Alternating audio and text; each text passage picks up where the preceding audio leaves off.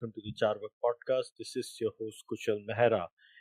My guest today is Disha Ahluwalia. Disha is someone I've been reading for a long time. I've been following her work on social media, on other platforms, and also on the print. So she's an archaeologist and a junior research fellow at the Indian Council of Historical Research.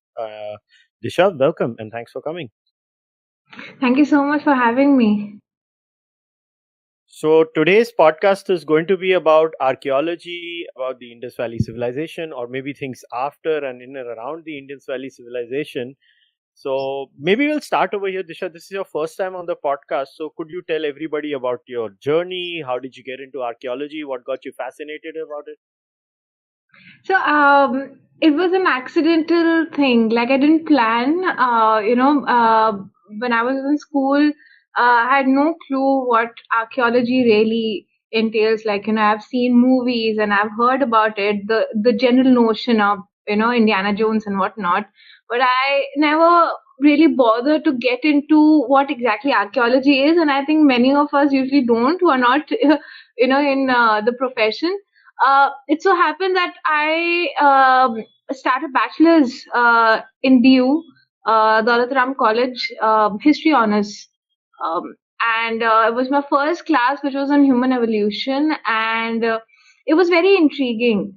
I remember I went back home and then I googled and then I started researching. I would hit a library and I would read books and I would dwell more into the subject, and that's how I started. My curiosity sort of grew with time. I started discussing about archaeology with my parents, and I remember at Nat Geo there used to be this program on archaeology where Egyptologists were excavating near the pyramids, and my mom would watch the show and she would make me sit with her and watch, and then we would have a discussion. That's how, I was around 18, 19. My curiosity started growing, and that's how I decided that I'm going to pursue archaeology. Of course, I had no one to guide me back then. It was sort of a solo journey, and I went through it on my own terms. And here I am. It's been 10 years now. So how is it to be an archaeologist? Look, there is a standard archaeological model of so people like the average person may have heard a few popular names here and there, but when it comes to historical discoveries and discoveries of sites, we'll get into the Yeah. real science a little bit later on, but I want to focus on the pop culture side of all these things is because it's very important. And the one thing I'm actually very, very happy that you do is you actually use social media effectively. And when I say effectively, let me explain how.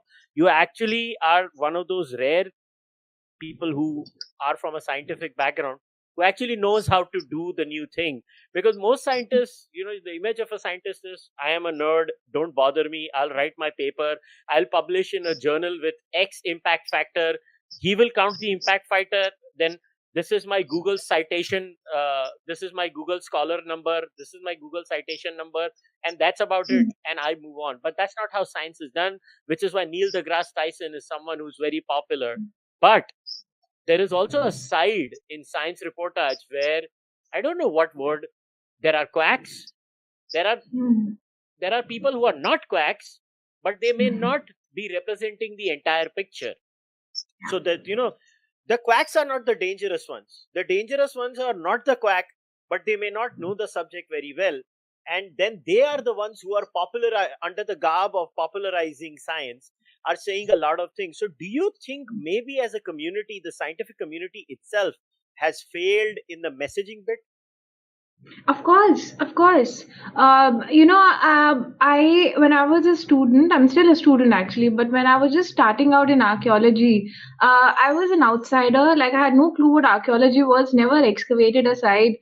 I had few questions in my mind. I knew the bookish knowledge, but not in detail. And remember, I started my training at Institute of Archaeology, which is the only training institute, okay, in the country.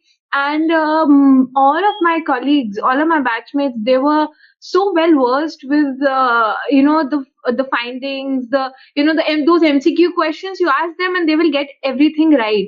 On the other hand, me, I would read fiction, and I would read non-fiction. I would I was not somebody who would read a lot of these big thick books, but I would do it on my own pace, like at my own time. I'm not very good with exams. I'm somebody who learns in a very different way. I'm not a nerd sort of thing. I developed reading reports and all, but that's a different story. So I learned in the field. Whatever that I know, I learned in the field while working for over 10 years continuously. I learned these small tricks and things in archaeology that every archaeologist would know, and we should know as an archaeologist about the problems and issues in while discussing it with my teachers. I would sit with my teachers and I will ask them, this is what why is this not here? Why are we not finding this here? Those silly questions. And those silly questions, those very simple questions, made me find those answers in the field. And that's how I learned archaeology. But on the other hand, I would always, because we grew up in the with the age of internet, social media, Instagram, Facebook, I would always find it very hard to find any sort of popular information. And when I would read books, like if you remember Tale of Two Cities, it sort of had this historical background to it. There are many other classic books, which has this historical background. But when it comes to Indian context, that classical or historical background is either too mythological, or it's like two opposite ends, right? We do not have this central paths to it. And I would always find that we don't have a simple version of archaeology, because reading excavation reports is not everybody's cup of tea, to be very honest. And nowadays reports are becoming very scientific, and it would take you days, even for an archaeologist, it would take you days to go through one report. It's not that easy, and we will not find anything in public domain. And I decided that I'm going to dwell into a discipline called public archaeology. And in India, public archaeology is not, as a discipline, as an academic discipline, it's not well established. There are only few archaeologists who have actually worked, in this domain, or they have done academic work in public archaeology. Basically, public archaeology has various facets. What I do is just one part. There is another, getting community engaged in protecting heritage is another aspect of public archaeology. And I remember I would mail scholars in the West, who are working in public archaeology, to get more information. And I decided that I'm going to work on public archaeology. That particular year, I was not able to work on public archaeology, but I, somewhere back of my mind, I knew that I would really like to get into public discourse. I would want to write about archaeology in a way that people understand. I want to share that thought, whatever this, within the Harappan context, or within post-Harappan, pre-history, whatever you take, archaeology is a very distinct subject. It's a niche. There's so much of science, so many it's a multidisciplinary subject, right? But to make it available, in public, so that wrong information do not get circulated, is an important thing. And I started it in 2016 with Confessions of an Archaeologist. I started a very small initiative. Um, and during, I think, COVID, I got plenty of time to sort of engage into it, channelize myself. And thanks to you guys, like with podcasts, and now I'm writing for print, it sort of made that journey quite lucrative and easy. And I'm happy that I'm able to at least initiate a conversation, if nothing, in this regard. No, I actually found out about you through the Confessions of an Archaeologist, and I tried to read more about your work. And I have been on my own way. I'm obsessed with just one issue. It's my personal obsession for the last 15 years. So I only read about that. and I don't. Mm. So you'll never see me commenting outside of that. But I did read a lot of archaeology in the IVC, and I was obsessed with the Rigveda. So it all started with me and my interest in Aryan invasion, and then Aryan migration, and then out of India, and all these theories, and where do the serious people talk. And when I started reading more things in there, I started reading a lot of quackery too, which Yeah. quackery on the Indian side, quackery on the Western side. If people assume there is no quackery on the Western side, oh boy, there is a lot Yeah. of quackery on the There Western is a side lot. also. Yeah. So Yeah. so a lot of rubbish is written over there. And that's when I Yeah. got interested. And my biggest grouse every time when I would talk to serious people, where it was, for example, Dr. Neeraj Rai, he's a population geneticist who introduced us. But for me to tell Dr. Rai to start speaking openly, publicly was also a struggle. He's like, Yeah. ये कौन क्या करने की जरूरत है, हम तो हमारा साइंस कर रहे हैं. मैंने बोला ऐसा थोड़ा ना होता है कि आप अपना साइंस कर रहे हो और करते जाओगे. मैंने बोला लोगों को बताओ, नहीं तो आपके नाम पे क्या क्या पेलते हैं लोग, आपको नहीं पता.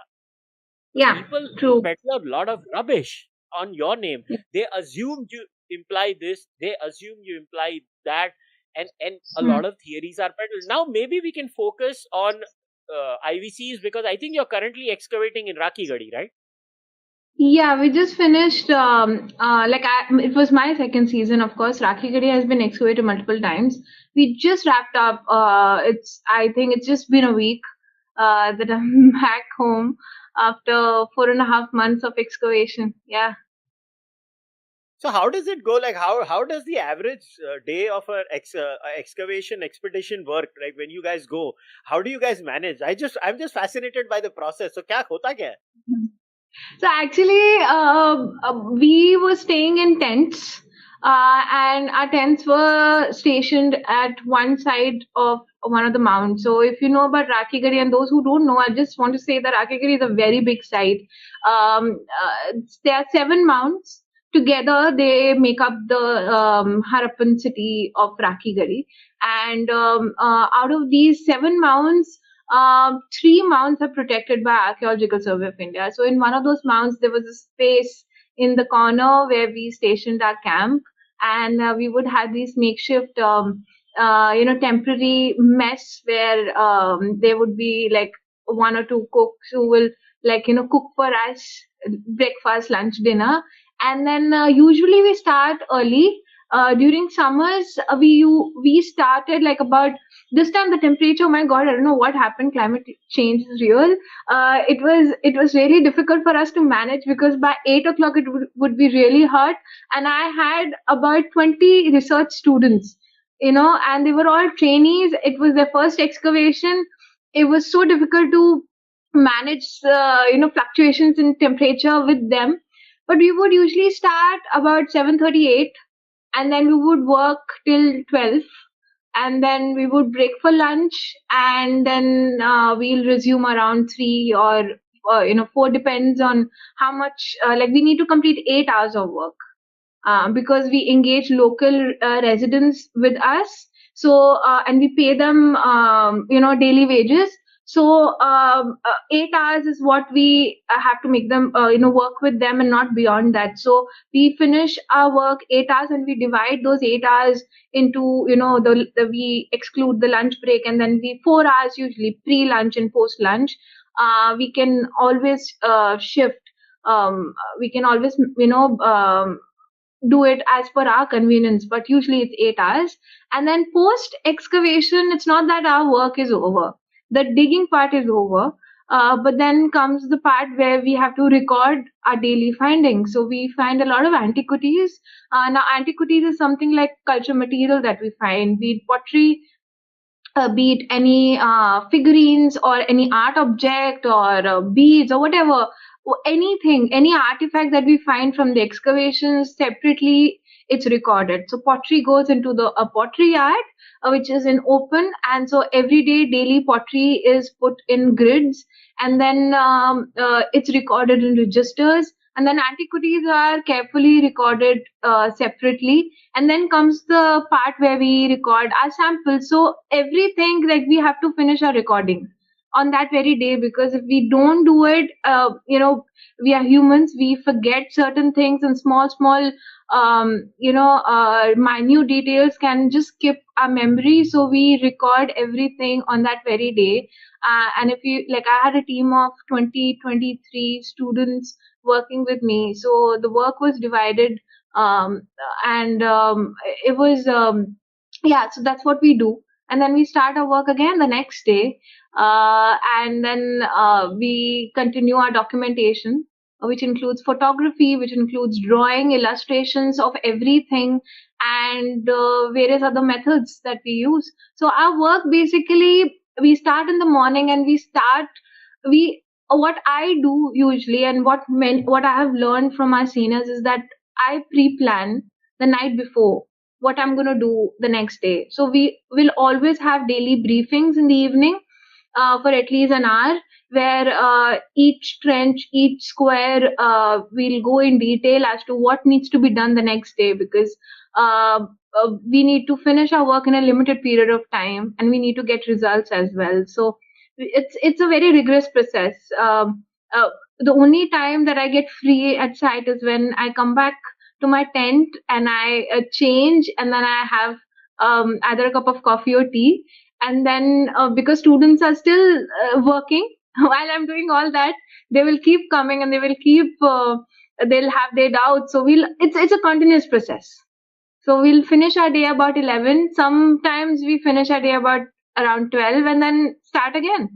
So we get one day off in a week. That's a lot of work. Now, I've read in a lot of essays that archaeology in India struggles from one more aspect, is that in terms of just ancient remnants that we find, or artifacts that we find, they tend to be in a harder shape, and it makes things harder while excavating. Is that true because of just the sheer nature of our climate, that we are a temperate climate country? So does those conditions also make it harder? Let's say if we are in the colder part of India, that would make it easier, and being in a temperate climate area, do we have to change our techniques when we are excavating as per the geography?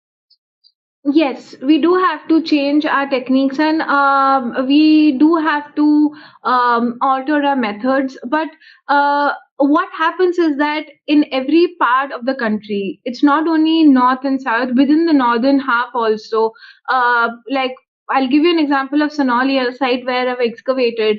I was excavating another site, like we were excavating two sites, Sinauli and Barnawa, which is in the same geographical region, about 25 kilometers apart, right?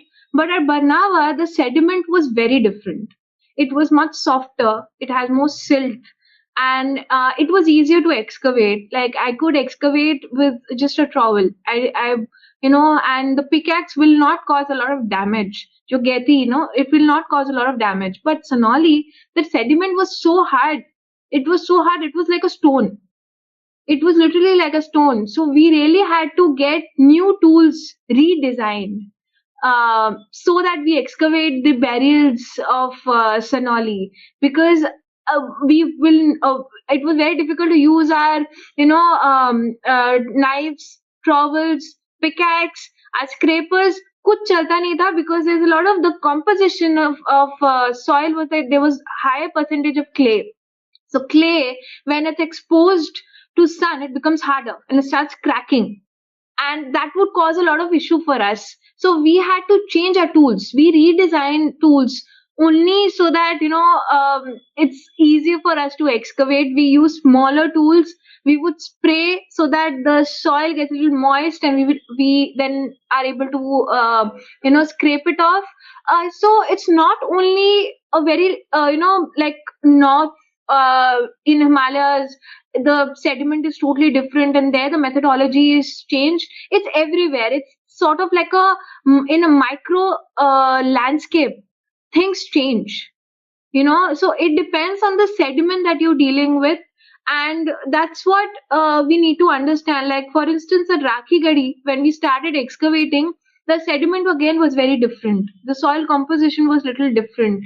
So when we started excavating, I knew that a lot of archaeological material, for instance, bricks, mud bricks, जो sun-baked कच्ची ईंटें, they might get merged with the natural sediment and also the deposition that has happened. So, for instance, if there is a structure, the air deposit, gets accumulated, so that gets merged over a period of time. So we changed our methodology. I did not use any pickaxe. I used only trowels and brush.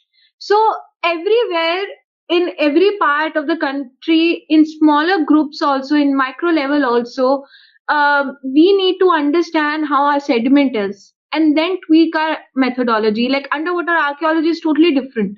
We cannot use our, on-site, on-land methodology underwater. That's a totally different aspect. And even sites which are near the shore or which are submerged, or sites which are in Rajasthan. So you have to do it. You have to understand the ecology, and that's what archaeology is about. It's not just digging. Understand how the landscape changed, what is the temperature, rainfall like, what is the wind pattern. That is also very important.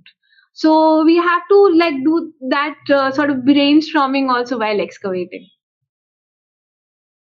You mentioned Sinauli. I have to ask this question. I have seen and read a few bits and bobs here and there with Dr. S.K. Manjul explaining what.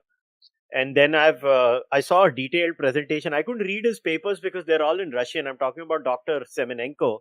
I can't read his papers. Unfortunately, barely any papers of his are in English. जो English में थे पढ़ लिए, बाकी के तो पढ़ने को नहीं होते. अभी Russian कहाँ से सीखे बैठ के. But there is a lot of debate around whether Sinauli had a chariot or not. Now I see some people in the West claiming it's not a chariot. I'm just stating what they are stating. Then Dr. Manjul says it's a chariot. Semenenko says, in fact, Synthasta is not a chariot. The Sinauli one is a chariot. भाई ये chariot क्या है? Decide क्यों नहीं हो रहा? See, what happens, I tell you, when we are excavating a site, we do our brainstorming as well. I tell you, me and Dr. Manjul, I worked with him for 10 years. This was my 10th year with him. And I have learned a great deal, about archaeology from him and his wife. They both are archaeologists. I remember Sinauli very well. What happened at Sinauli was something that it was beyond my understanding. It was beyond my understanding. The sediment was difficult. Half of the graves are already disturbed because of cultivation and other things. Already there is a preset notion that there are no chariots. Because if you say chariots, you have to ask yourself a question, where is the horse?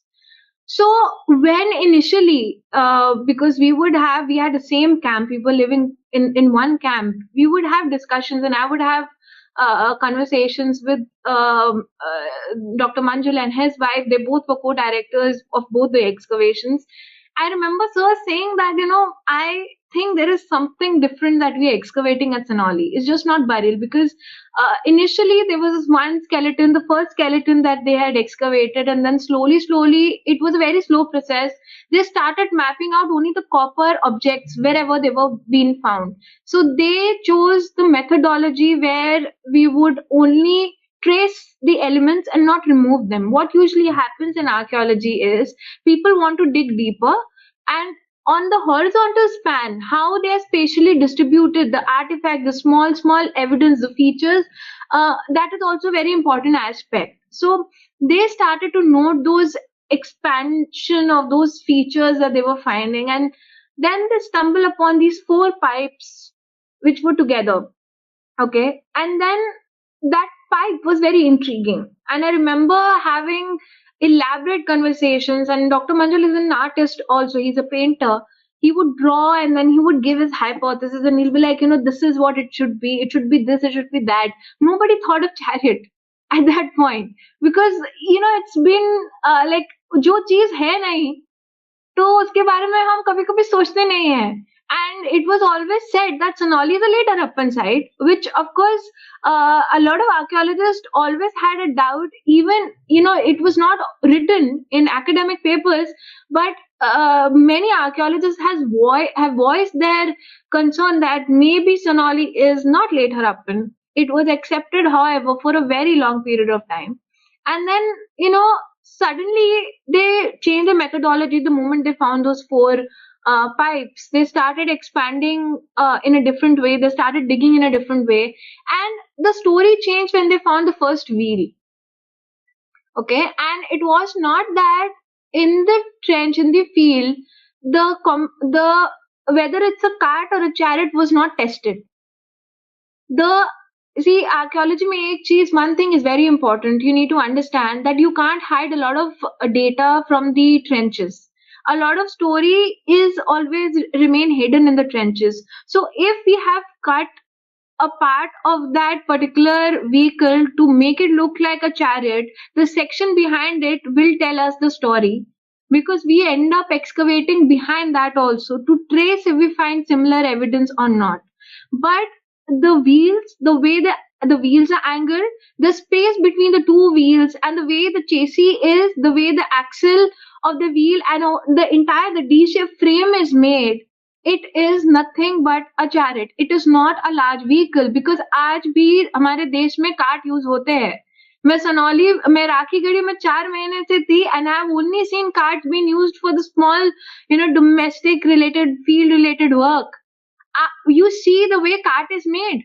There is bull on the cart, right? And of course, today they don't have wooden wheels. They use those tired modern wheels. But the cart is still used as a bullock cart, even today. So we have taken the statistics, how much the space it requires for the yoke and the pole to be, and how the frame will be, and what difference the Sinauli chariot is as opposed to a normal cart. We have done all of that work in the report, which has been submitted to Archaeological Survey of India, and hopefully it will be published very soon. So we have done this homework, right? We have done this rigorous research. We have also done experimental study in terms of for these chariots. So there is no doubt. People look at the pictures which are taken from one particular angle, and then they make a whole lot of story and interpretation on the basis of those pictures. I would really like to urge those people that you can very well go and see the chariot if you want to, right? And make a conclusion yourself. Indulge in a conversation as to why you think it's a cart. I would want to know why you think it's a cart, because see, refuting one side of the story or another opposing end is not the aim of academia.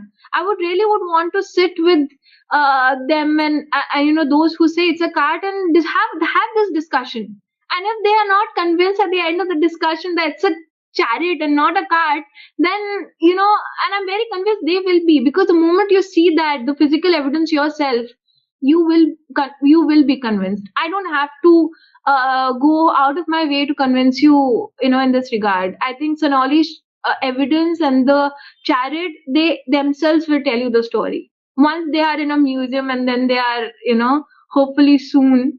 And yeah, I remember a scholar from, a UK, the group of scholars, they visited India. They wanted to see Sinauli chariots because they have excavated Iron Age chariots in the UK, and they wanted to see how our chariots are different from their chariot. And they also have read a lot of articles which mention that it's not chariot, it's a cart. The moment they saw, they were amazed, and then they ended the whole the visit by saying that it's one of the biggest discoveries after the 1921. But then, if this is a chariot and this is parallel to the late Harappan period, and for the benefit of the viewers, before I make my point, could I request you to actually explain what early Harappan, middle Harappan, and late Harappan is? Many people may not even know. Yeah, so there is so the Harappan civilization was divided into 3 parts. There's actually a 4th part also, but that is not linked to the civilization or culture or Harappan culture directly. It's called pre-Harappan, which, as the term says, it's the early farming society which predates the Harappan period. And when I say Harappan period, means when few characteristics which define being Harappan or what Harappan means, they started coming up during early Harappan period. So there is pre-Harappan, where it's early farming, it's more regional, where agriculture and pastoralism is on the rise, and then slowly around early Harappan, which is about 4,500 BCE, where certain characteristics like brick size and pottery, standardization in pottery, etc., started developing during early Harappan period. Then comes mature Harappan, where these characters take a very mature form. That is where trade matrix become more complex. There are weights and measures. The rise of big cities. So the settlements which were earlier smaller regional agricultural based settlements has now changed its characteristics and became urban centers. And then in mature Harappan, so that is what classical Harappan, a lot of people know, no drainage system and etc. is during that period, which is from around 2600 to 1900 BCE, and then 1900 BCE till 1500 BCE is where the urban characteristics starts to die down, and it goes back to a localization era or the late Harappan era. So the urban character dies down, but Harappan characteristics within the cultural material still continues within the late Harappan. So that is what late Harappan, like this is how Harappan culture is classified in archaeology. Thanks a lot. Now let's get back to the late Harappan date of the chariots that Dr. Manjul and many others have excavated and figured out and discovered them in Sinauli. Now this throws the cat amongst the pigeons, right? Because the standard working assumption was Indians did not have chariots. The Kurgan hypothesis, which is the South Russian hypothesis, was that people came in chariots, in horses. I still don't understand how they figured to make that journey all the way from there to here. But Jenny, I have seen him. Yeah. So they still came. They came in chariots. They brought the Indo-European language. Some claim that the Rigveda was written outside, brought inside. Now many have changed on the Rigveda being written outside, because when you read the Rigveda and now you have the glacial discovery, and now they can't deny the Saraswati bit. So they're like, okay, the Rigveda may be written in India. But how do we now take the Kurgan hypothesis then? Look, full disclosure, I was never into the South Russian Kurgan camp, because it's very honest and admission over here. But I was also out of India skeptic. When I say out of India skeptic is the origin of Proto-Indo-European. That's all I was concerned about, right? Where did Proto-Indo-European? The Rigveda could be native to India. I have always been very sympathetic to the Iran, Anatolia, Armenia region. And it just makes more sense that Proto-Indo-European would have originated there. One batch goes to South Russia, some batch comes to India, and then everything happens here. And then from here, they go back to Iran and the back and forth happens. I'm just putting it out there so you know where I stand. But what do we make of this? Now, where does this entire debate stand? Because even the horse bit, right? Wasn't it Bocconi who said, no, there are horses in India, but then another set of archaeologists say, no, they are not horses, they are ponies. So what do we make of this entire debate now? Yeah, we don't have any early evidence of a horse. When I say evidence means we have not found it yet. And it's always, we need physical evidence, we need scientific conclusive evidence to say certain things with like out there and write in papers. So far, no bone is 100% has 100% identification of horse in Indian context. Of course, there are ponies. They are like indigenous. They're not these big horses that are in the Western region, but the pony and the shorter indigenous horse species, the same species, they were there in the northern regions. But see, now the problem here with justifying, and the problem was that we did not find any bone. We found cattle bone, but we did not find any bone, horse bone or equus bone in Sinauli context so far. There is even a cat burial at Sinauli, but equus bone is missing from the archaeozoological reports. And and it's not only Sinauli, it's the entire northern half of the Indian subcontinent where the horse bone is missing from the archaeological context. I'm talking early historic. I'm talking about prehistoric, proto-historic period, right? Post that, of course, we start finding horse. We find large number. That there's no denying about it.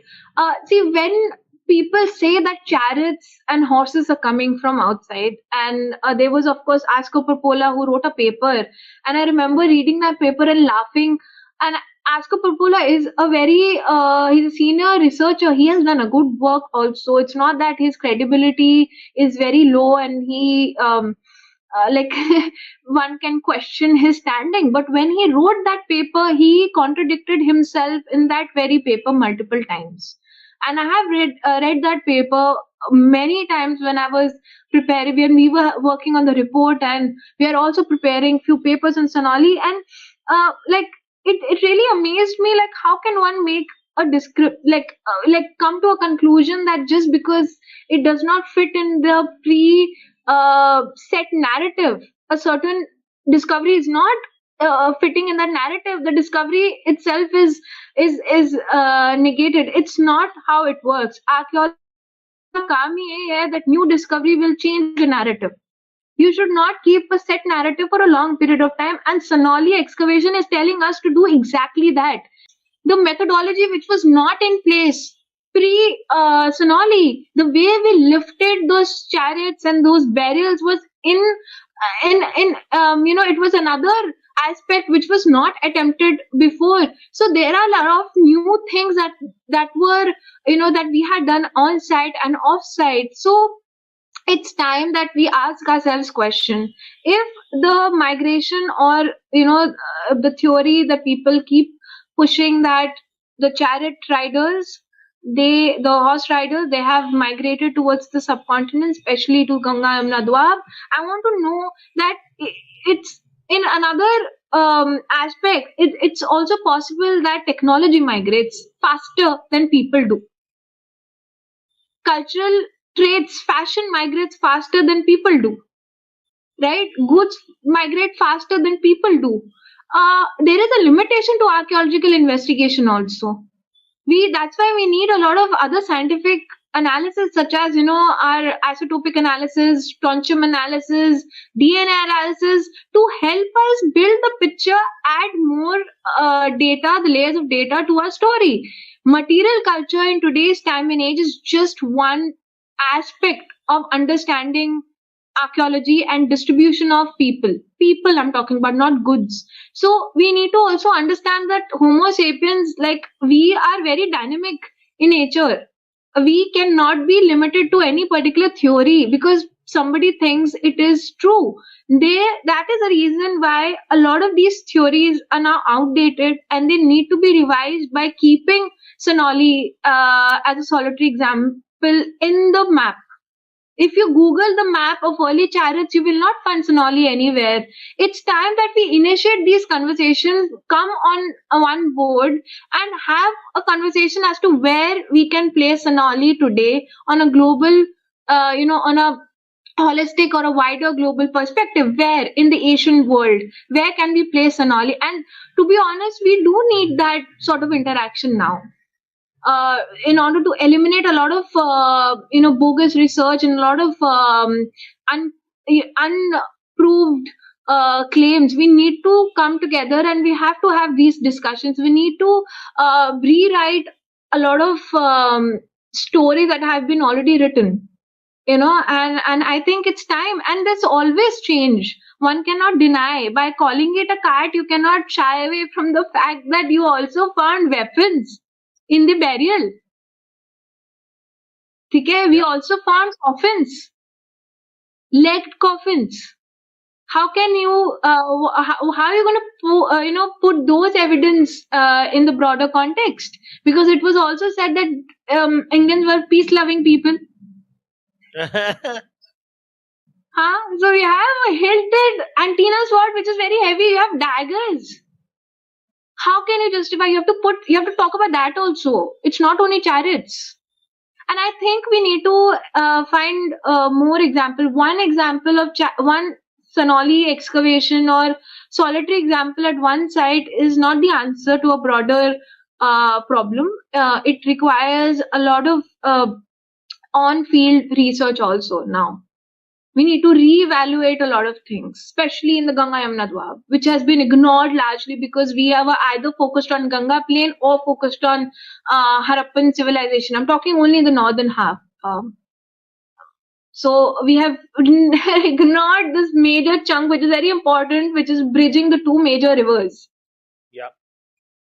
And it really has set the cat amongst the pigeons, because when I say they, is the Kurgan camp, the Kurgan hypothesis camp. The Kurgan camp had based a lot of things on like, for example, Disha, this entire date of the Rigveda of 1500 BCE, I don't know what to say. It is a ridiculous date, because I mean, everybody knows how Max Miller came up with that date. It's just Max Miller. Yeah. Max millers calculations were like मतलब मैं school का 10 साल का बच्चा हूं, उसने उस base पे कैलकुलेशन की कि we know the Buddha pillars like the stupas, so we know the date, that is a fix, yeah so we know the fix date. अब मैं उसके पीछे 100 साल या 200 साल मारते जाता हूं और ये रेंज में होगा. Today you go to Bhandarkar research oriental research institute, no scholar that teachers in BORI dates the Rigveda as 1500. Then the funny bit is, I asked them, tell me a date. They tell me, कोई बोलता है 1900, कोई बोलता है 2200, कोई बोलता है 2100. And then I ask them a follow-up question, which is very natural. I'm like, if this is the date you guys are claiming, then why do you talk about Aryan invasion and Aryan migration? You cannot talk about the two things in the same, because you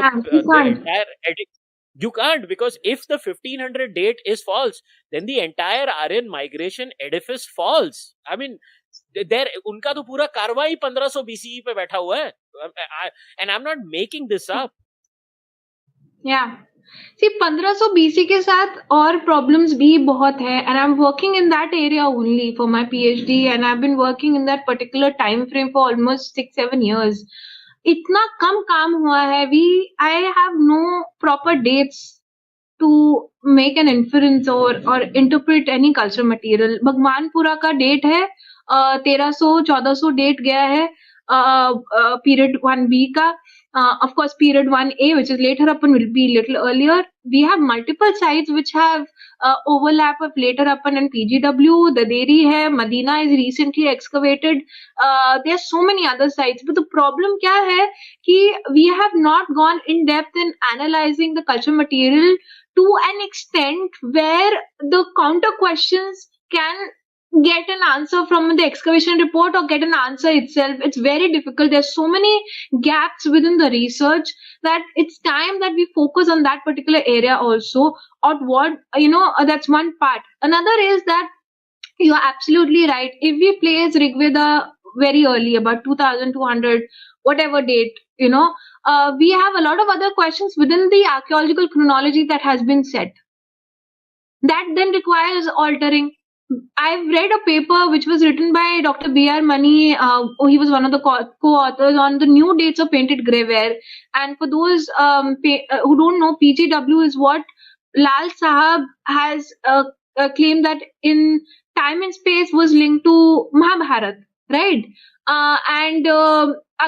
If the date of Rigveda, what Professor Lal Sahab has said that, the Harappans and the Rigvedic people are the two sides of a same coin, stretching the dates to, 3rd millennium BCE, then the day that he is given for the Mahabharat and the PGW is again does not fall, because he said it's later Vedic.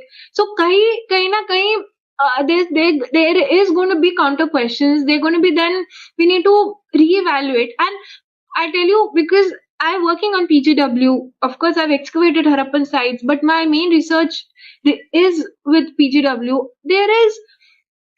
We don't have ample information to, other than just the geographical stretch of expansion of PGW and this grey pottery, to say or to go by certain, to link it. We need to do a lot of work to do that, and that's where the problem is. It's very difficult to prove or disprove a written record in the prehistoric context, in the absence of any written records, to link it to archaeological material. Because what are we dealing as archaeologists? We're dealing with pottery. which is not as bracketed and linear as one used to think in 1970s and 80s. Just so you know, even pottery traditions are very, they're not linear. They overlap also in various parts. And what do we deal with? Figurines. What else do we deal with? So we deal with culture material. So archaeology's ambit is it's little limited in that aspect. But what is mentioned in Rigveda and other texts is a very large. It's a very large, storyline. You have social, you have political, you have economic, you have so many different layers that cannot be proven with just archaeological data. You need other disciplinary discourse and engagement as well to understand that better. And I think we should not be like a lot of people are so they just rush to make to push everything to an early date. I get very irritated now. हर चीज को early बनाएंगे मतलब I think in one of those papers I have mentioned that early dates is not the end all and be all. You know, truth matters. Exactly the evidence that is matter. I think I wrote on Burzahom, which is an amazing site, amazing, beautiful site. And Burzahom is a Neolithic site, which is dated about 2100 BCE. But we still quote Mehergarh. Mehergarh is, of course, an index site, no doubt about it, because it shows a continuation, complete evolution from early farming all the way to Bronze Age. Burzahom does not show, but what Burzahom shows is how a regional Neolithic society evolved itself all the way to early historic period. It is for the northern half of the subcontinent. Burzahom is also very important just because it's not early. So, I mean, like this obsession with early dates is something that bothers me a lot. Well, talking about early dates, we have people claiming now that the Rigveda can be pushed back to 20,000 BCE. I mean, what do you make of that? 20,000 BCE में क्या था पहले तो ये ठीक है archaeological chronology, but we always place it with geological time scale. उसमें 20,000 BC को पहले देख पहले होलोसिन भी शुरू नहीं हुआ था, which is 10,000 BC. So I don't know, farming भी शुरू नहीं हुआ था. So okay, I have this question now. A new field has come in of population genetics. It was not very popular. At least 20 साल पहले तो barely popular थी. Last 10 साल में तो really popular हो गई है population genetics. I mean, the Reich lab being celebrity science. Yes, celebrity science. So Reich lab ने उसको celebrity science बनाया. फिर you obviously have many other things. सबसे ज़्यादा अगर कोई चीज, if the one thing that has been used, abused, misused, in my view, is population genetics to make outlandish claims. And again, let me explain myself better so that you understand where I'm coming from. Look, do people travel from point A to point B? Yes, I have never denied that. But for example, Buddhism originated in India is indisputable. Buddhism spread from India to multiple parts of the world is also indisputable. But if you look at the genetic imprint of this side of the country, you barely find it.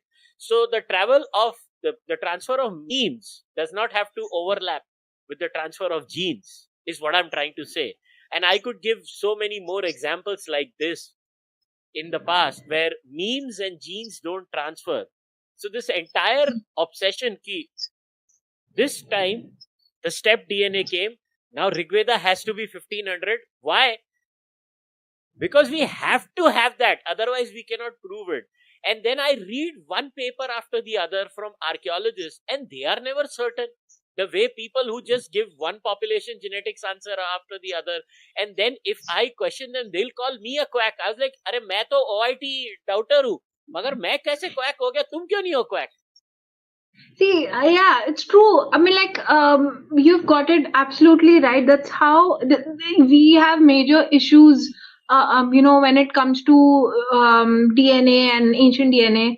And I'm like, in terms of Rakhigarhi DNA also, because we have carried forward that work that was done by Professor Shinde in our research as well. We have also tried to get DNA samples from the same area, and we excavate a few burials. But what happens is, that I have in the beginning, like I just said, that people migrate. I understand, but then technology also migrates, thought migrates at times, material migrates, and it's not necessary that people have to migrate all the time. And our present complex society is an example. And if one has to think that the past was very simple, they are just fooling themselves, because the past is also equally complex in its own way. So when we place movement of people at the same level as movement of goods, or finding goods at one date, we will find ourselves in this very puddle. These questions are not being answered when it comes to prehistoric migration also, that is early pre-sapien migration also, or sapien migration also, out of Africa theory we have, because we don't have fossil evidence in that number. So a lot of questions are still unanswered. With ancient DNA, we don't have a lot of ancient DNA. We have just one ancient DNA from India, from Pakistan, which is part of Indian subcontinent. There is a lot of ancient DNA samples have been taken. What that claims is that um, that the people migrated, and there's a mixture of various groups, right? See, but you also need to understand where the geography is, how people are moved, whether that particular area is a nuclear, which is like, in the center of that movement, that route, or not. How much of that migration has happened within the main, the Indian context in India, in the present day India, all the way till Yamuna, how that change happened. And also, if there is um as I was talking, like it's not that easy when we place people and we have to link it with cultural material. It's not always easy. Of course, DNA analysis is very important. They tell us not only about from where a person has migrated, but also DNA gives us a lot of many clues which people rarely talk about. There is endless possibility of how we can use that DNA data, which goes beyond just the identity of the people and the migration track. People migrate all the time. How they migrate, whether people first migrated or the technology migrated, or and in what capacity people migrate, is a different question altogether. But just generalizing it on the basis of one or two DNA samples at this point, I think it's we need more analysis. And I've had many conversations with Dr. Ryan. You've pointed it right, like it's very difficult for him to explain this in simple terms in public forum. And we've had many discussions around this very concept. These questions, they are we need more data, we need more samples. And I remember one of the conference which was held for genetics and for ancient DNA. We all, they were archaeologists, they were scientists, they were people who do DNA sampling, people who are into DNA studies. We all were in the same forum, and we were having discussions as to how limited our DNA data is. It's not only human DNA but also animal. People forget animals. Their species have also evolved along with us. There's a lot of crossbreeding that has happened. The desi guy, today we have western breed. You have murra, which is a desi buffalo, which is still precious, but then you also have a lot of interbreeding happening that has altered a lot of things within the our uh, uh, uh, dairy products, and within our cattle farming or whatever. There are a lot of things, and also DNA of botanical remains, because even our grains have undergone a lot of mutation, a lot of changes. There's a lot of cross that has happened within the botanical remains as well. So there's a lot of work that we still need to do. Generalizing it on the basis of certain only few limited results is I don't think is right. And we need to be very mindful when we talk about migration of people, and then try to put it in one bracket without understanding that there is so much that we still don't know, which is important. We should be focusing on that first, and then trying to infer, try to understand the holistic picture. So I think, yeah, we have a lot of work that we need to do. Yeah. And So what this do you make of 1500 the? BC, I'm sorry, I'm Yeah, cutting you. please. Just one thing. This 1500 BC is such a, it's I think for people it's a turning point. People want it to be a turning point. What if it does not turn out to be a turning point, is my question. Or what if it is a turning point and the picture, with next excavation, next big discovery, it just changes the whole, our complete understanding. We don't know that yet because a lot of it is buried. And I remember I read Asko Popola's paper. He mentioned that there were two migrations, waves of migrations, not one. Suddenly from one to two, just because Sinauli's chariot were like that, they dated about 2000 to 1900 BCE. So he was like confused where to put these dates now. So I think it's yeah, it just, I think we need to reevaluate a lot of things. Not only that, at least in the case of archaeology, you can date. In the case of Mm. genetics, you can find out accurately what is, I mean, there. What do you make of linguistics? Now, I have a lot of respect for linguistics as an argument, but when it comes to linguistics, people are force fitting their models in so many places. It's actually Yeah, unbloody believable that I mean, you can read all the sides, and the the kind of claims that are made in the field of linguistics is just.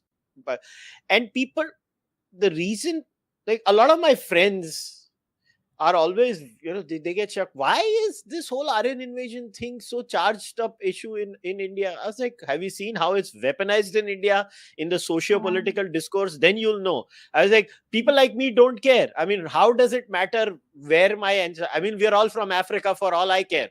For me, that yeah, is that is the one point, and I don't care about anything else. But yeah, when you weaponize a hypothesis so much politically in a nation, and then you don't expect people to react to it emotionally, is unfair. But now moving on to Rakhigarhi, what was, if I was to ask you, because I remember you wrote an article, I think it was the second time digging Rakhigarhi up again. ninth It was on ninth time ninth digging time, sorry, Rakhigarhi. the ninth time digging Rakhigarhi. I'm sorry, it was written in the print. And so, what has been your best experience at that site? So we there are certain sites, no, where people dream of excavating. I have few. I'm a little greedy like that. And like Rakhigarhi was a site that was introduced to me actually by Professor Shinde. He was excavating Rakhigarhi when I was a student at Institute of Archaeology, and he would discuss his discovery. And I remember him mentioning that Rakhigarhi is probably bigger than Mohenjo-daro. And at the same time we were taught the entire, like we were introduced to the Harappan world by the RS Bisht, the one who excavated Dholavira. He's if any there is any authority with Harappan archaeology or Harappan civilization, that is Dr. RS Bisht. And we would have discussions with him, and personally I would have discussions with him. And Rakhigarhi, he was he was in Haryana at that point of time. He was in ASI, sorry. And he remembered visiting Rakhigarhi when the protection was happening and it was deemed to be national monument of national importance. And he would tell the stories of how big Rakhigarhi is. And I never thought that I will excavate Rakhigarhi or ever get a chance to excavate Rakhigarhi. And I want to thank my star because it's such a huge site. I don't think if I was not where I am right now, I would have gotten that opportunity to be and to excavate such a big site. And it's not simple, it's a huge site. And within one mound, like there's 7 mounds in one mound, it was so difficult for me to manage like two various different operation areas. So Rakhigarhi, personally, as for me, it was a learning, it was a turning point as an archaeologist. I learned a lot. so much. I learned about myself as an archaeologist, and I implemented a lot of new techniques into my own thinking, into excavating Rakhigarhi. From excavating mud brick walls to exposing, big structures. It has been a very has been a learning experience for me, to be honest. I won't say I ended up finding something spectacular, something that changes or makes or breaks a theory. No, but as an archaeologist, I really pushed myself. When it comes to be in the field as an excavator, I was, and I really want to thank Dr. Manjul, uh, who really gave me this opportunity. He thought that he really put his trust in me, and he said, do it.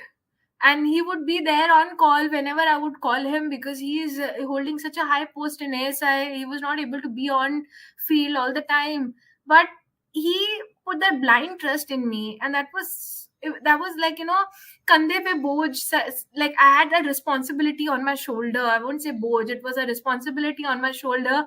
And I remember I would be so nervous initial days. I was so nervous to excavate. I decided that we are not going to use pickaxe at all. I knew that we will find mud bricks right on the surface. So the mound is like this, right? Peaked. So on the surface, the structures are on the surface, and I read the report. So I had few idea. I have seen old pictures. So I had some sort of vague idea that I will find structures right on top. And I decided that we are not going to be using pickaxe. And if you ask any of my trainees who worked with me, they will tell you that I really, they would get blisters on their hands because they will be using trowels constantly. So they are digging with trowels with their hands, not with pickaxe or brushes. So every time I will be on in their trench, and they'll ask me, ma'am, what should we do? I will tell them brush. And they got so pissed off. They were like, this woman is idiot. She's just telling us to brush all the time. Like, she's just not telling us to dig. हम नीचे क्यों नहीं जा रहे? Why are we not digging deeper? But the but I knew that somewhere or the other, like, I had that instinct that the sediment is different at Rakhigarhi, and the mud bricks will only be exposed if we are going to constantly brush. And that's what we did. We found big structures. Last year we uncovered a street where two mud brick walls were running parallel, about 18-meter long.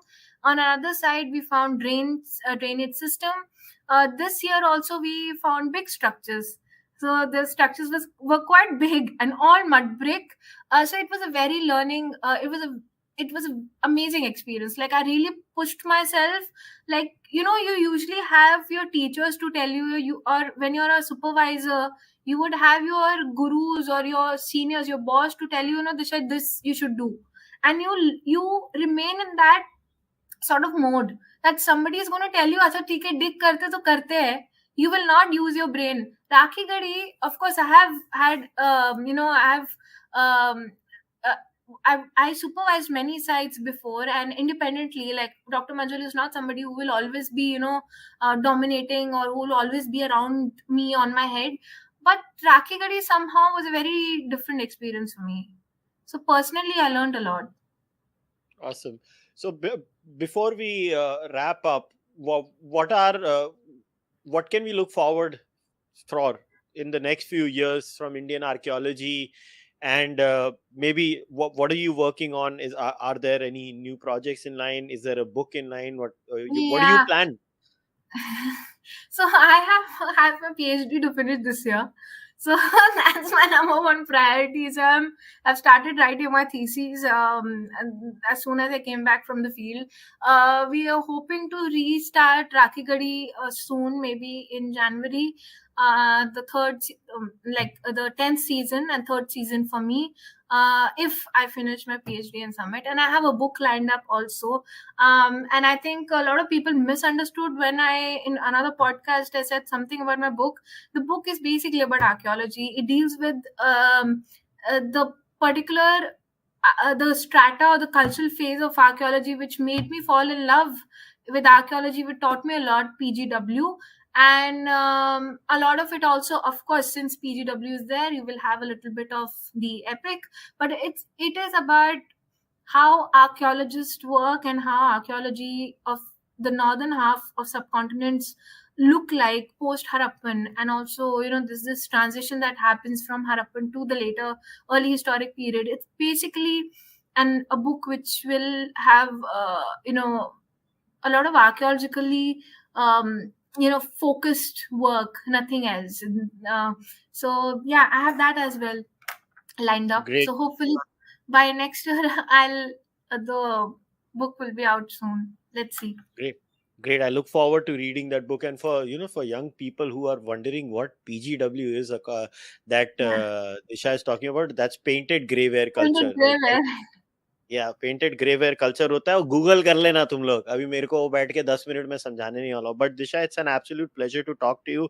It's good to see people who care about the truth. I always enjoy when you write, because I don't know how to say this, but there is an element of nonsense that goes on into the discourse on social media. Unfortunately, if you want to get clicks, you have to say हमारे ancestors को सब कुछ आता था, या हमारी civilisation इतने हजारों साल पुरानी है कि मतलब वो नहीं भी होगी तो भी उसमें 5-10 हजार साल ऐड कर दो वाला.